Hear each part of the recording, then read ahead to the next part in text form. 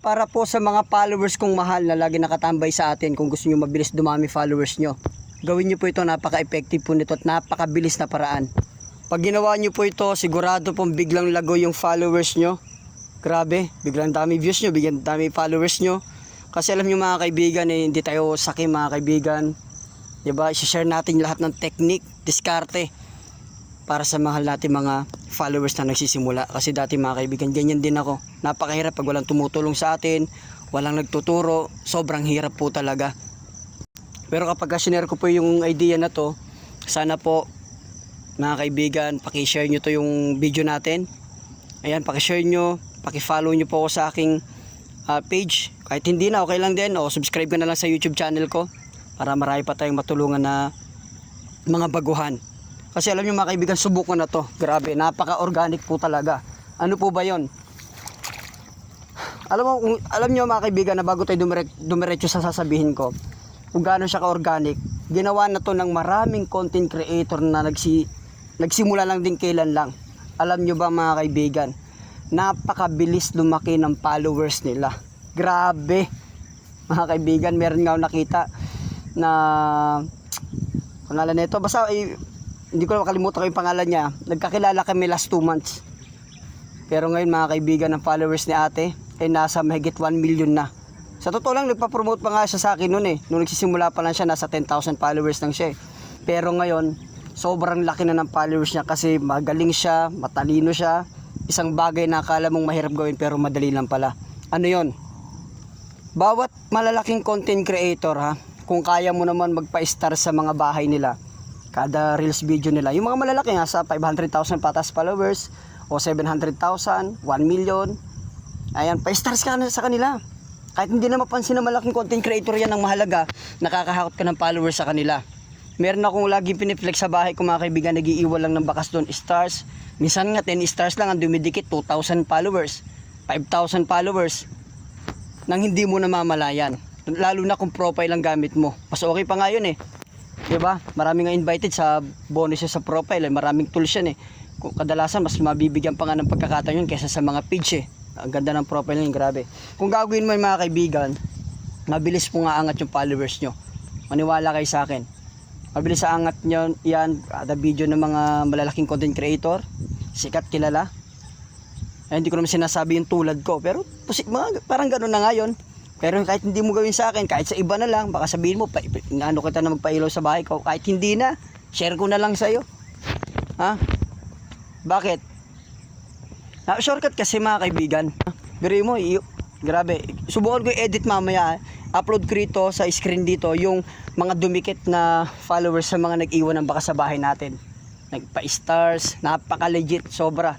Katulad nilang ni Sir Pabs Ramos Tabukol, nag-iwan ng bakas matagal na pero nung balikan ko mga ilang buwan, grabe, napakarami dumikit sa kanya. So yung mga nagpaiwan ng stars na yan mga kaibigan, dami na yung followers nila ngayon. Ngayon malalaki na rin sila. Sila na rin yung nagpapaangat ng kapwa content creator. Ayan, hindi na sila nag-iiwan ng bakas gaano doon sa mga malalaki na.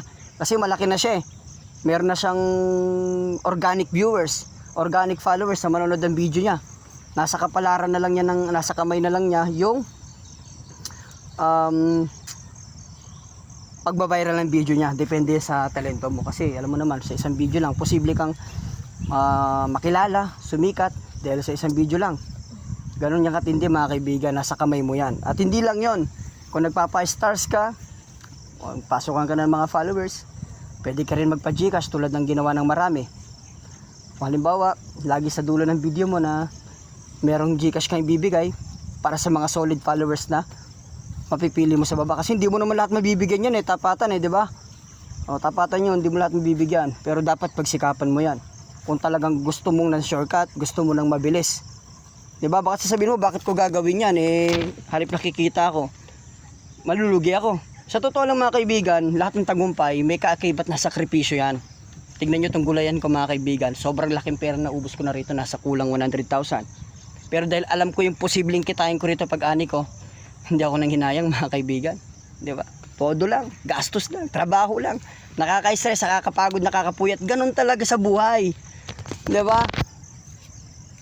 Alam mo yon na maikli lang yung buhay natin, kailangan mong magsakripisyo, sumugalay ka nga para sa isang bagay na alam mo yan, yung makakatulong sa'yo. Di ba? Ganun ang buhay. Eh, alam mo yun ang makakatulong sa'yo, hindi mo ginawa, nag-success ka sa bagay na yun, sinong lugi? Ikaw ang lugi. Di ba? Ayan, kailangan mo magsakripisyo. Kasi mga kaibigan, kung ginawa mo yan sa umpisa, lalo na, kung wala kang, kung di mo gagawin yan na sa totoo lang mahirap magkaroon ng followers, mahirap magkaroon ng viewers. Di ba? Mahirap. Pero kung gagawin yung technique na yan, unti-unti, grabe.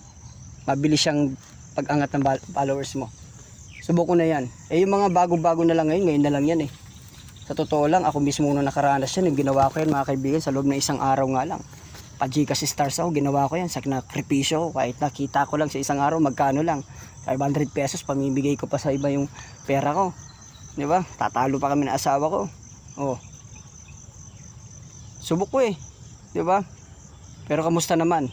Nung nagtuloy-tuloy ako. Di ba? Hindi ko naman sinasabing pero kahit paano napitik tayo ng konting kaginhawahan sa buhay. Di ba? Gusto ko rin mangyari sa inyo yan. Pero kung talagang hindi mo talaga kaya, wala tayong magagawa dyan, magtiis ka muna sa pakikipag-follow to follow. O medyo mabagal lang pag-usad mo. Di ba? Pero kung gusto mo kaagad makasabay, kailangan magsakripisyo.